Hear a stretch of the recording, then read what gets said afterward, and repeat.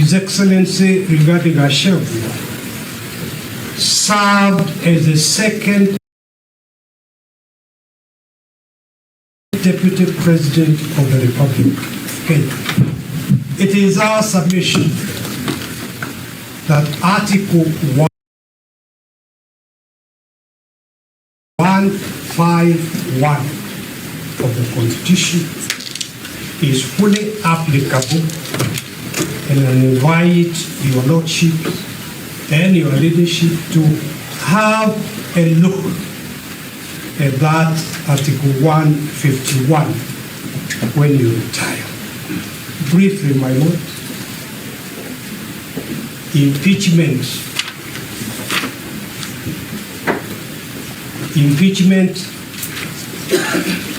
cannot and could not have been retrospective. That is the submission.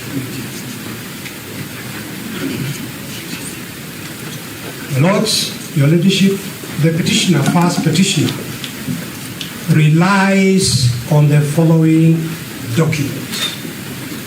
One, his father amended petition dated 13th of August 2025, the verifying affidavit thereto, and the annexures, which are in 9 volumes, dated 18th of October 2024.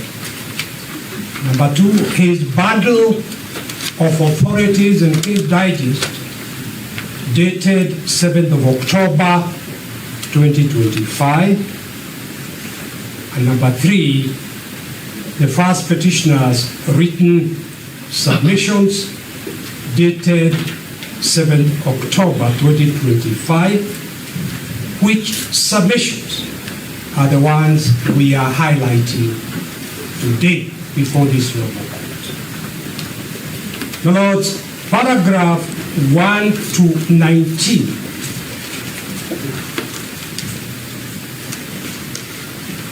my colleague is drawing my attention that we also relying on the first petitioner's rejoinder to submissions, which you are served rather late in the day, but the rejoinder is dated 27th of April 2026. Thank you.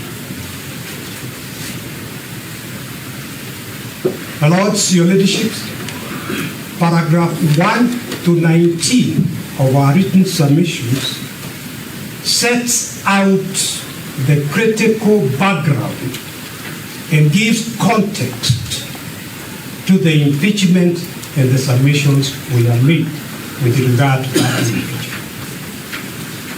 And I politely invite this honorable court, when it retires, to read this background in full. But permit me to briefly draw the court's attention to only 3 matters in that background. And the first one is to emphasize the total and absolute lack of meaningful public participation. And I would draw this honorable court's attention to paragraph 5, which you will find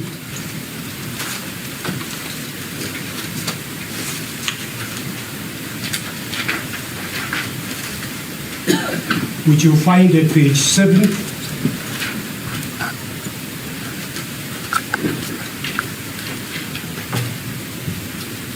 of our written submissions.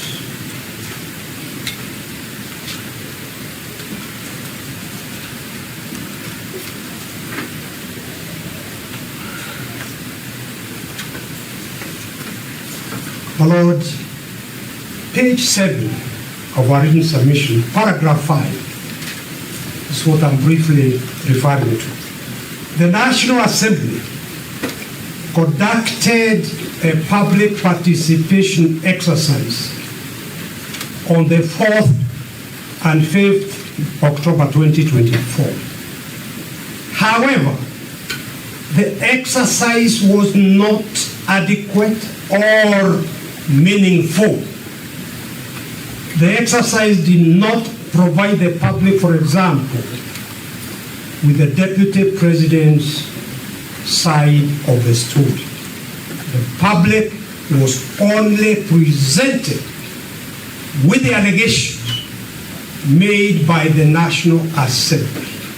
And our submission is that if there is going to be effective public participation, it was essential for the public to be presented with what the deputy president was saying.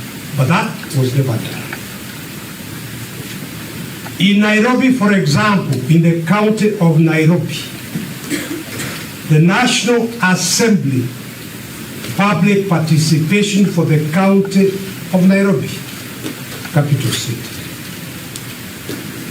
The public participation at the Bomas of Kenya was presided over by select ODM members of parliament from Nairobi County, who repeatedly asserted that the event was for invited guests only.